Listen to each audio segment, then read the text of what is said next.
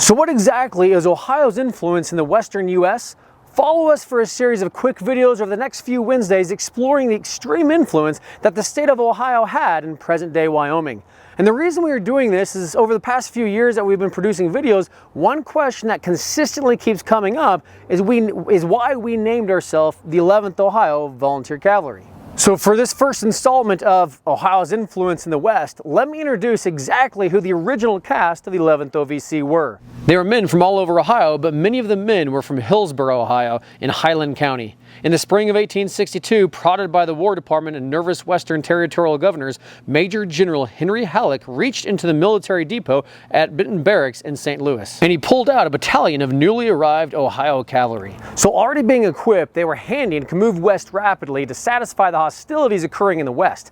Halleck surely hoped that those inexperienced troopers, fewer than 400 of them, would be ample to get the job done, the task that he was giving them. He could spare no others as he desperately needed soldiers for higher priorities back east, such as keeping Missouri in the Union, reclaiming Kentucky, and of course, opening the Mississippi River. And in that moment in the West, Western Trail security, though necessary, seemed less critical than the severe emergencies going on in the country at that point in time.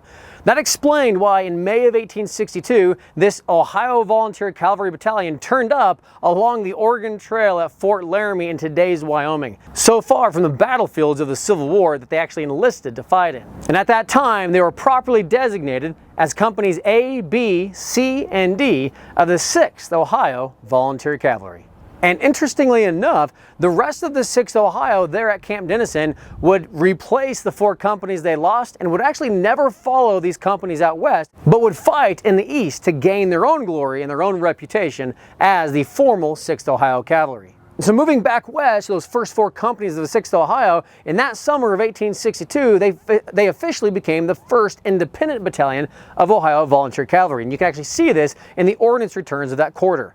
And a year later, after more Ohio recruiting, they added additional companies and officially at that point in time of 1863 became the 11th Ohio Volunteer Cavalry. So from having 2 major towns named after them, establishment of dozens of new cutoff trails along the Oregon, California, and Mormon trails, and a casualty list that rivaled other cavalry units fighting in the American Civil War, many do not realize the impact of these Ohio men here in the West. We look forward to these Wednesday series and are excited to tell their stories and exploits in our following segments. So thanks for watching this first segment in Ohio's influence in the West, and we look forward to a new short video next Wednesday. Until next time, as always, ride hard.